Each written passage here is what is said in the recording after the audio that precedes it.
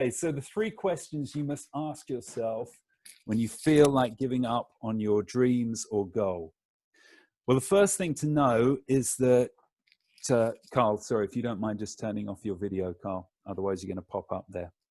So the first thing to know, this is about giving up on something you love. So it could be a diet, a relationship, or a business. Now, you may well say, I don't love my diet because it means I can't eat food I enjoy. What I'm talking about is something you want to achieve. The diet would be a means to getting healthy or achieving your ideal weight. And this might be a goal that's very important to you. So this talk is based around this particular subject. In terms of giving up on work, quitting a job or leaving work, I think that's something else. And I do have a presentation around that subject, but this is more towards doing with a goal you really want to achieve, or something to do with, maybe even leaving a relationship. I think you'll find that the three questions I ask you to ask yourself can apply to all of those types of things. Now, I just want to set the scene before we go into the three particular questions.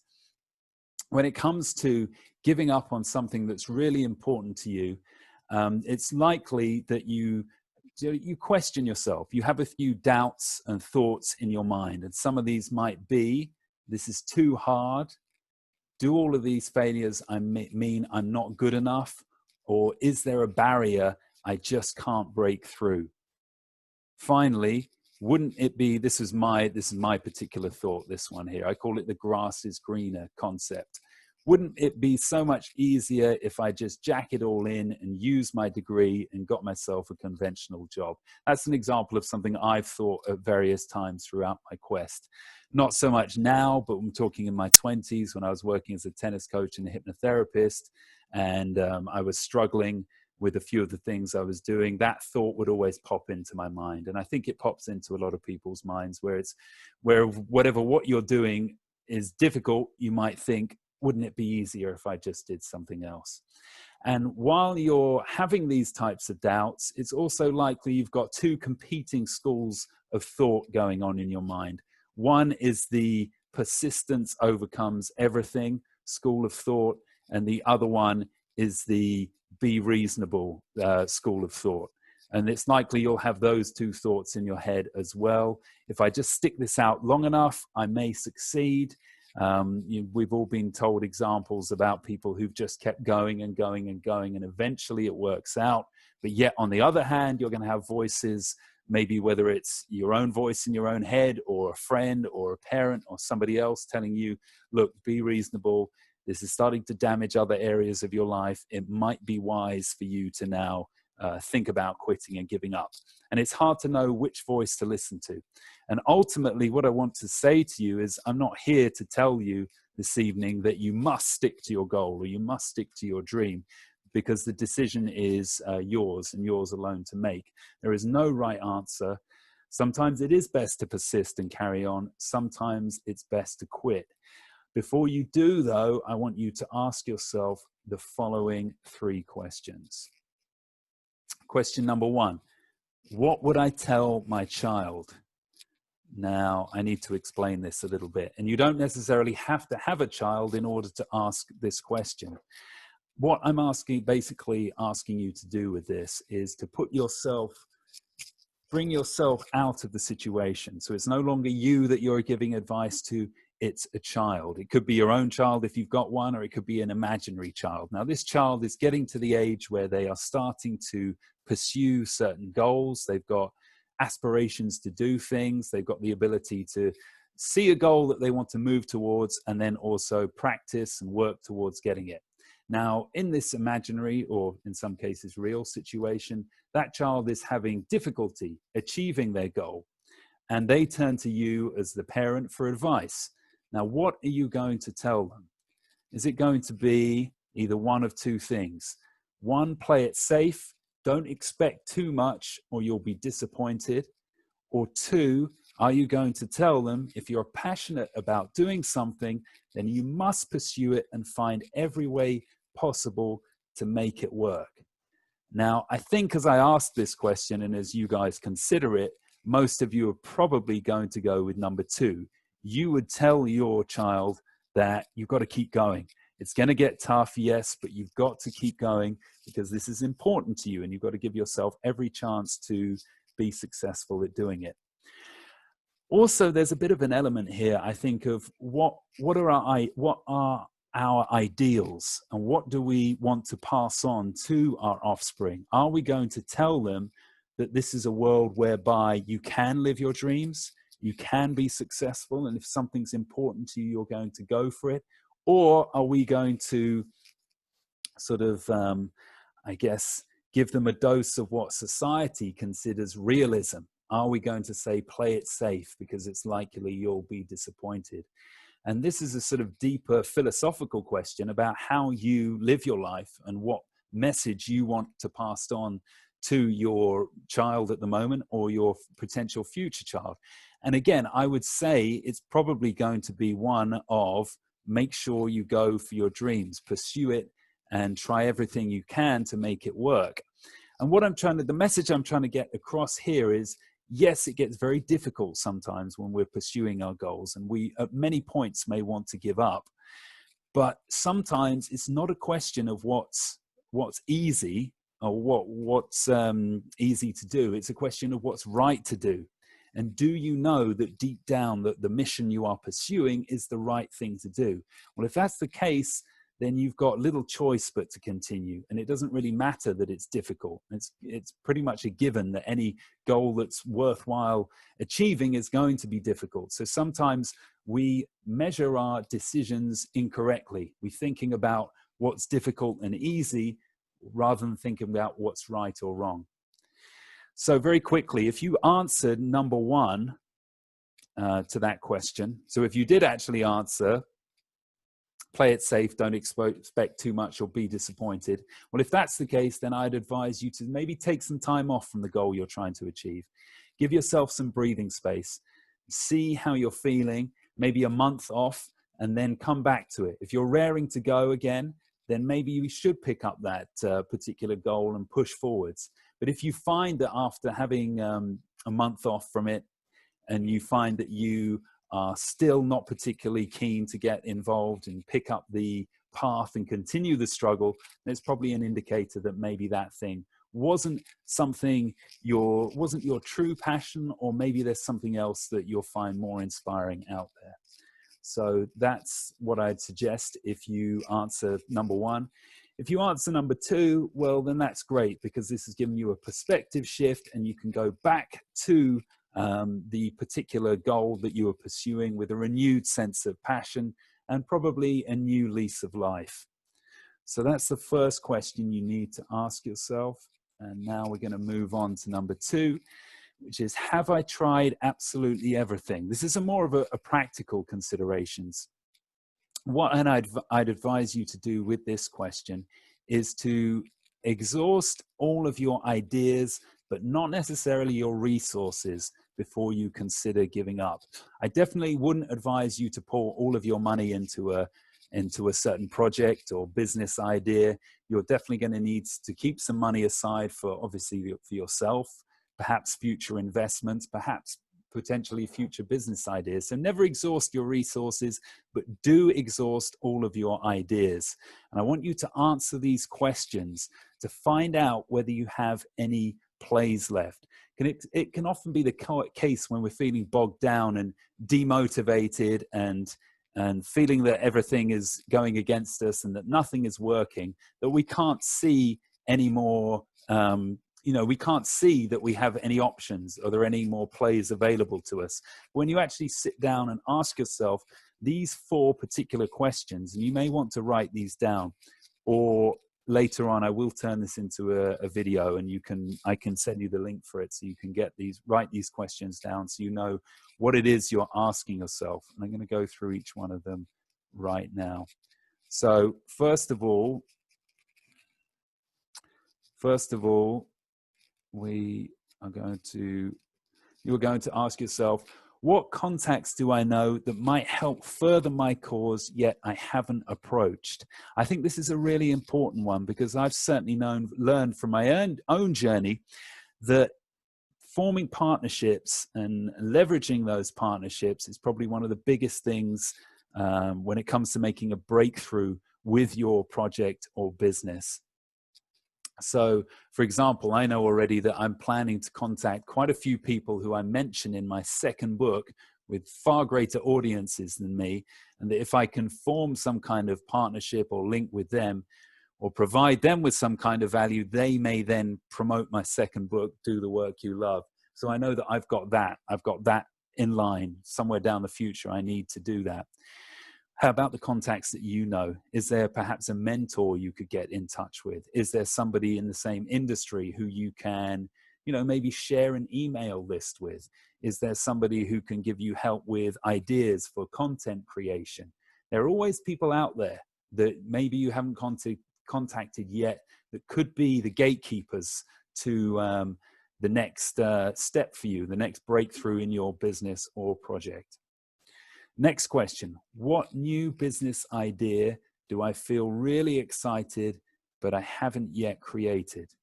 For me, this is obviously a new book. For you, it might be a new product line. And I definitely couldn't quit now. Not that I feel particularly like quitting now. Definitely maybe 4 or 5 years ago, I definitely had those moments when I was considering giving up. But I definitely couldn't give up now because I've got, 4 or 5 more books to write. I've got the ideas in my head and I know that they're there, and I'm confident that at least one of them is going to make a big breakthrough. So whatever you're doing, you may have the same, you may have the equivalent of me with my books.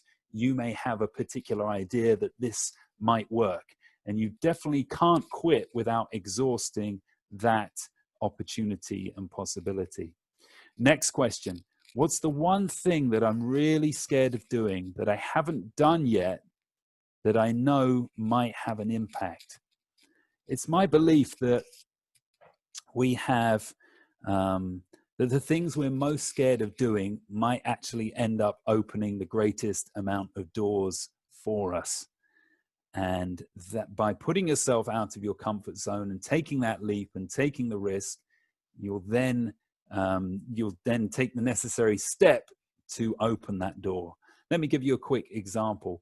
For me, the thing it doesn't really scare me anymore. It certainly did in the past, but it doesn't scare me that much now, but I'm probably still a little bit uncomfortable, is the way in which I present myself. I don't know how I come across, but I get the impression I'm sort of come across as maybe sort of nice guy image, and presenting, very structured, presenting myself well. But I got a feeling I could maybe develop an edge. I could express more opinions. I could be a little more controversial with what I say. I certainly have controversial ideas and thoughts, and I maybe hold back a little bit on those. And perhaps if I did that, I would then gain greater attention for my work. Maybe some people would dislike it, or maybe I get some hate, but I also think I'd get a few more people taking note. And maybe that's the one thing I need to do to take my work, my writing to the next level. What's your one thing? What's the thing that you're a bit scared of doing that might actually lead to a breakthrough? Final question. Is there some way I can improve my skill set so that I can become more proficient in my field? This doesn't have to be, it could be going on a course. It could be finding a mentor. It could be something simple like working more hours. That was what worked for me. I remember, as I said, maybe 5 or 6 years ago, I did have these moments where I thought of giving up on my quest to be a best-selling author. And I would think, oh, why can't I get a breakthrough? I've written what I think is a good book. Why is nobody interested? Bloody Amazon isn't promoting me enough. All of these sort of thoughts were going through my head. But yet at the time, I was probably only doing about 5 hours work a week on promoting myself. And I was spending 30 to 35 hours a week teaching tennis on a tennis court. So no wonder I wasn't getting the breakthrough I desired. And it simply became a case of just dedicating more hours to working on promoting myself, writing blog posts, contacting other people, forming partnerships. So never underestimate how a small change like that, simply working more hours on your project, can lead to a big breakthrough. And you can never give up unless you've actually exhausted that particular avenue, and also avenues like increasing your knowledge by going on courses or getting a mentor. So here's my golden rule, guys. No matter how difficult your situation may get, you've got to go through this entire list, these entire 4 questions. It's only when you say you answer no to all of them and you've exhausted all the opportunities that you can actually think about giving up. Because if you answer those questions and you find that there are actually things you can do, well, there's no way you could quit with potentially having that ace up your sleeve. You know, there are usually things that you can find when you sit down and you write out the answers on a piece of paper or on your laptop, whatever, that you can come up with more ideas and that you have got another play left. But if you truly haven't, and you've answered those questions and they're all a no, well, then you know that maybe it is time to move on or find something new. Why do I want to succeed? This is the sort of philosophical question you might be asking yourself, the deeper question behind why you are pursuing this particular goal or dream. Is it the money, the fame, the chance to be loved or respected? Or do you want to make a difference? Do you want the power to change things and influence? We will have a particular reason in mind for why we are pursuing a certain goal. You know, it could even be to look a certain way. You know, if the goal is dietary or wanting to lose a certain amount of weight, then it could be to look a certain way. And we think that if we do that, we will feel a lot better about ourselves, we'll be more attractive to other people. Or it might be, you know, for me, my goal is to sell 1 million copies of my book. And my idea is that I know that if I can sell 1 million, then at least I'll have probably touched and reached about 10,000 people who will have read the book, who the book will have had a powerful impact on. So that's why I'm doing it. But when you look at the deeper motive behind all of these actual sort of material goals and figures or statistics or whatever method you might be using to measure your goal, what lies behind that? I really believe in almost every single case, it's just a very simple desire to feel good. We imagine that by achieving our goal, at some point in the future, we're going to feel fantastic because of that. Even if it's something like finding your soulmate or having a great relationship, we imagine that by finding that particular person, we're going to get this wonderful feeling of love. So behind every single material goal, I believe, is just a simple desire to feel good. And because of that, you can actually gain a good perspective on those moments when you do feel like giving up when it comes to achieving your goals. Because the great news is that you can feel good independent of any external stimulus and any goal you might set yourself. You can raise your energy with your thoughts alone by simply focusing on feeling good. And you can take advantage of this fact and do something very clever to actually give yourself a bit of perspective when in those moments when you do feel like giving up.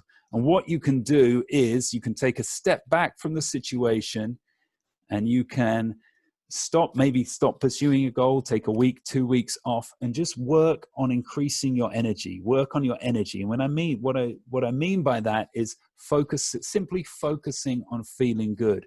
Well, a lot of us don't realize that we don't need, necessarily food or other people or an activity or a sport to feel good. We can feel good just within ourselves, as I said, by simply focusing your thoughts on that, setting it as an intention that you do want to feel good, focusing on that, and you'll be amazed at how much better you can make yourself feel. And when you do take some time out and you work on building your energy and you work specifically on feeling good, regardless of any external stimulus, then you can return to your project with a new perspective. And you'll usually discover that you come back to your project and it's inspiring you again. And yes, this is the right thing to do. I'm going to continue. I've had my little bit of time out. I've raised my energy. It's still hitting, it's still pressing all the buttons in me. It's still making me feel alive. Then definitely I'm going to continue. However, if you were to have your time out, you were to work on your energy, you were to come back to your project, and you were to find it wasn't really stimulating you, then perhaps you were just using it as a vehicle. When I say a vehicle, I mean it was something you were imagining that at some point in the future, this was going to make you feel good, rather than realizing actually right now, I should be feeling good and it should be making me feel good. And if it is just a vehicle, well, then you can always pick another vehicle. Maybe you can pick a better vehicle. Maybe there's something more inspiring out there for you to be involved in, which is going to be more fulfilling to you. One thing I will say, guys, before I finish is that you can never give up on your quest to feel good. That's something we don't get to give up on. And it's more important than any material reward or goal that you can achieve is your well-being, your happiness on a day-to-day basis. That you can never give up on. And if you remind yourself that and you maintain that balance and you keep yourself feeling good and your energy feeling high, you'll be a lot clearer when it comes to making the decision on whether you should give up on a particular goal or dream. You will have that balance. And from that perspective, you will be able to make a more informed decision. Okay, question number 1 was, what will I tell my child? Question number 2, have I exhausted all avenues and options? Question number 3 was, why do I want to succeed? So question number 1, it's not always about whether it's easy or difficult. Sometimes it's about whether it's the right or wrong thing to do. And if this quest is the right thing to do, no matter how difficult it gets, you have to keep going. Question number 2 is the practical considerations. Don't quit with the ace up your sleeve. Answer those 4 questions. You may find that there's many, you may find that they bring up, 10 new opportunities for you to progress and advance with your goals. So don't give up before you've asked yourself those questions. Finally, the philosophical consideration, realizing what's behind your desire to achieve a certain goal is just a simple wish to feel good.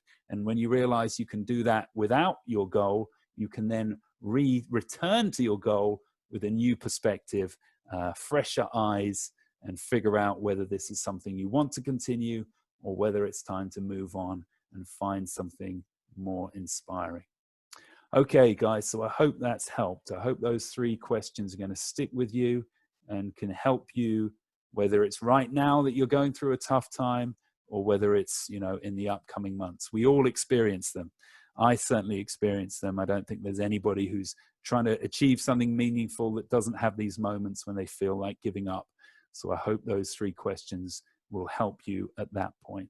Sam's going to tell us a bit about his story, a very interesting story, and I'm sure at many points during that journey, Sam, you had thought about giving up. And he's going to tell us how he coped with that, what he was facing, and ultimately what got him through.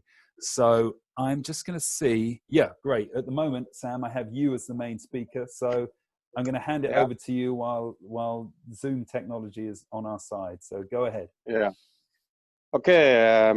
Good evening, everyone. Thank you very much, Joe, for giving me this opportunity. And yes, guys, my name is Samuel Jallow, Pore Jallow. And coming up from Sierra Leone was not an easy journey, because the area where I was born in Sierra Leone is one of the worst slums in the capital city, Freetown. So both myself and my parents, who both parents have never been to school, never had any education. So I always make a joke that my parents worked like 8 days a week because they never stopped, they never had a day off. So yeah, life was very tough. We had 1 meal a day, and none of my siblings were going to school. I was one of 11 children. And coming from that as well, 3 of my brothers died before me because of Sierra Leone had one of the worst mortality rates in the world. So, so coming from that kind of environment where everything was difficult, we slept on the floor like sardines.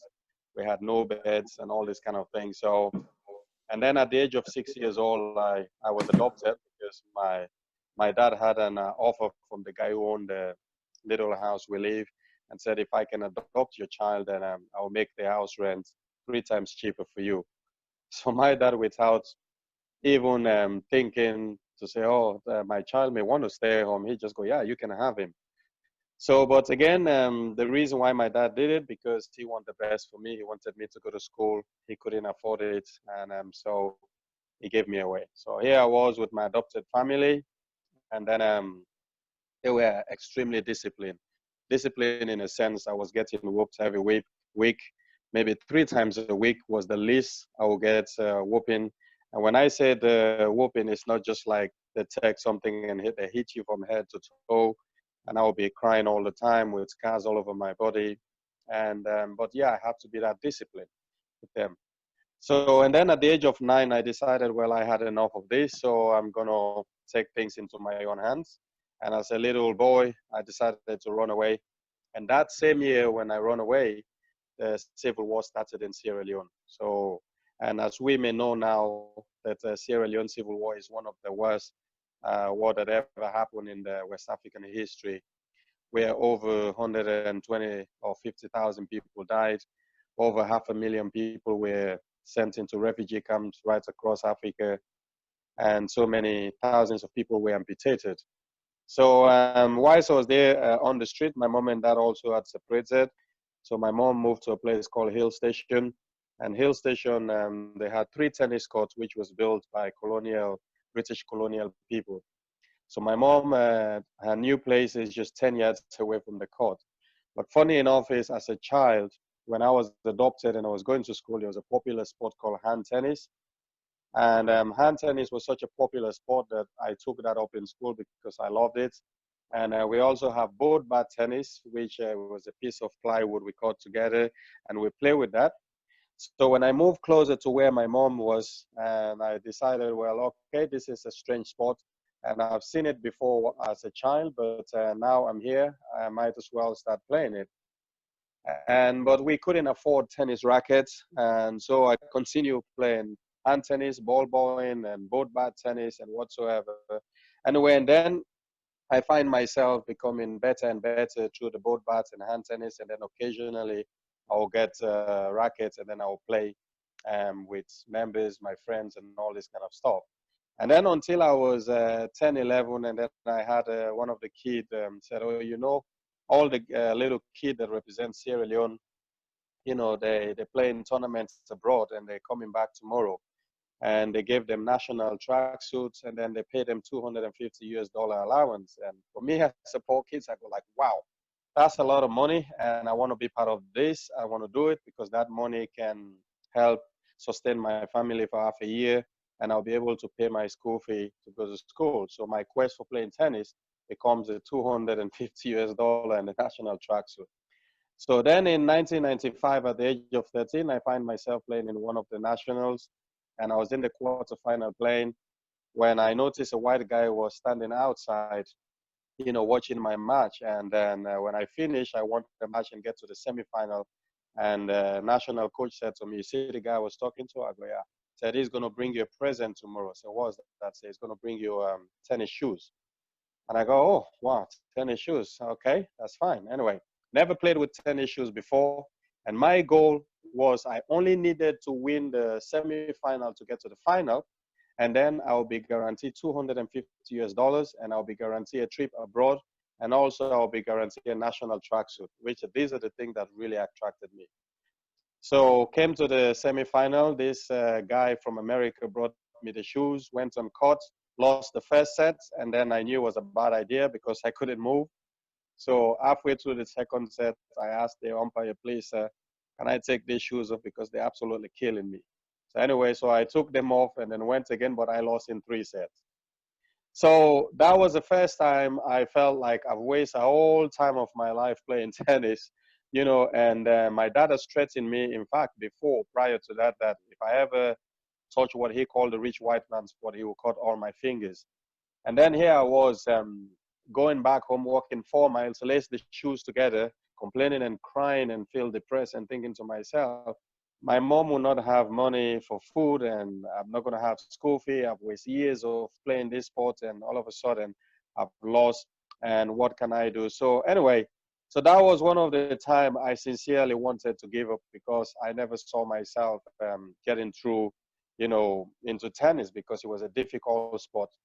And then I continue my dream until I was 14, tried again many times, a few times I qualified, and then politically and the war crime was getting bad. And then they say, oh, Sam, there's no money and we cannot pay for you to go abroad and blah, blah, blah. And then tried again until I was 15, I couldn't make it. I keep losing in semifinals because in Sierra Leone, only the two finalists will always qualify automatically to go represent the country. So I was too desperate for the money. I was too desperate and reached to a point where I told my coach, I said, you know what, I'm done with this sport.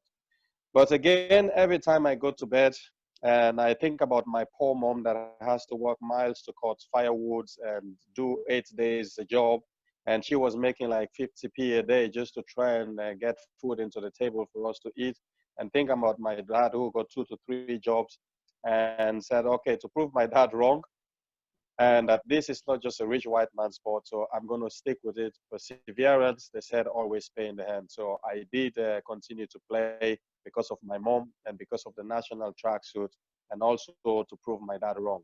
So in 1998, after I lost my best friend, who was shot multiple times in front of me, and that also gave me the motivation to say, okay, I've just lost my friend. I'm going to do whatever it takes for me, to make my hero proud who was shot in front of me, and I'm going to prove my dad wrong. I'm going to prove everyone wrong.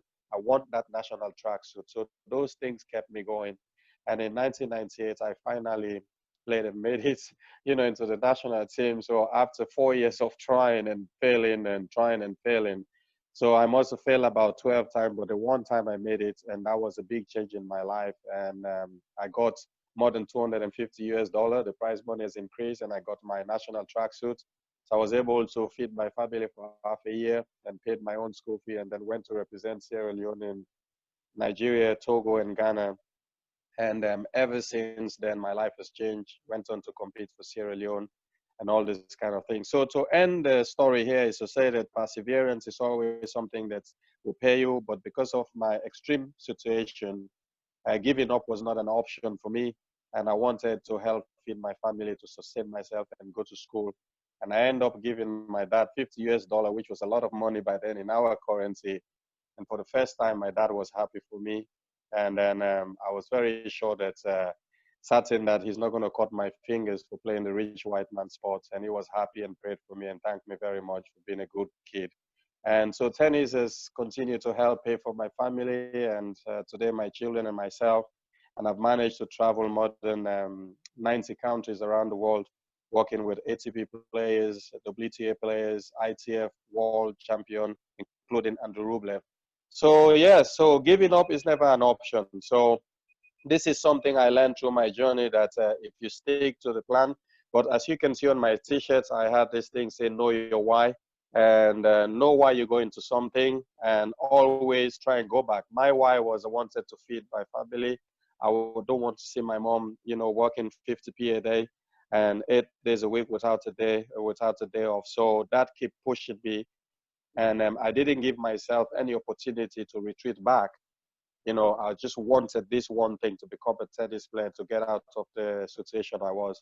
And thank goodness I keep my perseverance. So here I am talking to you guys today. So that's my little 10-minute story. And yeah, so if you guys want to make it in anything, it doesn't matter how poor you are. Like I said, I never had rackets or anything. I play bare hand tennis. If you go on my Instagram page, you'll see me actually demonstrating hand tennis, which I could basically hit the ball at maybe 40 miles an hour.